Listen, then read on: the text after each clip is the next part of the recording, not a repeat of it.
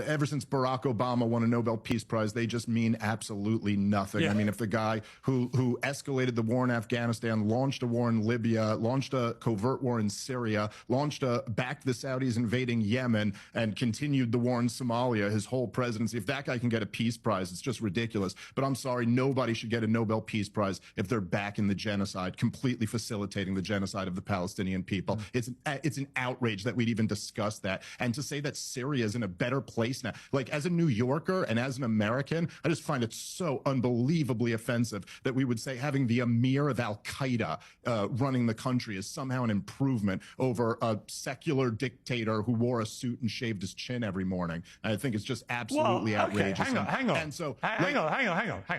On that point, I mean, Assad was a lot worse than that characterization.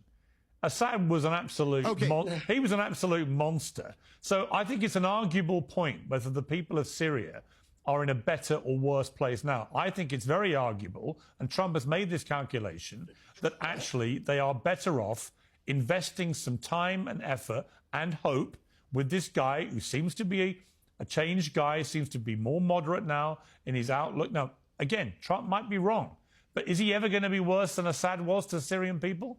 I find that hard to believe. Well, I think, Piers, I'm going to send you a couple books to read on this, but it was the CIA who started that civil war in Syria. And I'm not saying Assad didn't fight it brutally, but this was a policy of the Obama administration, up to committing literal treason by sending weapons to Al-Qaeda and ISIS knowingly. So, I mean, we could do this on another show, but no, I don't think that this was a wise policy or an improvement, and it absolutely destroyed that country, led to hundreds and hundreds of thousands of people dying in Syria.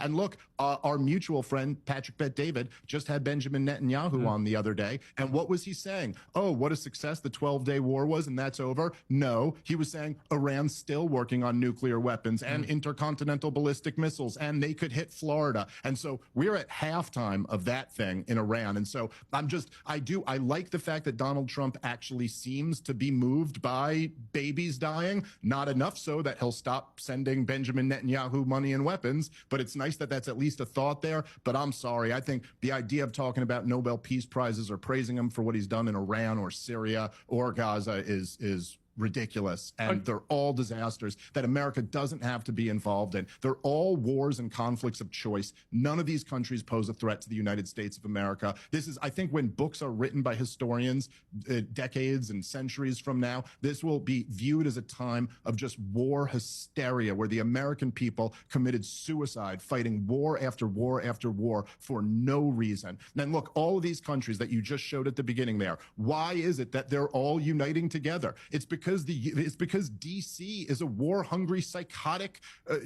organization.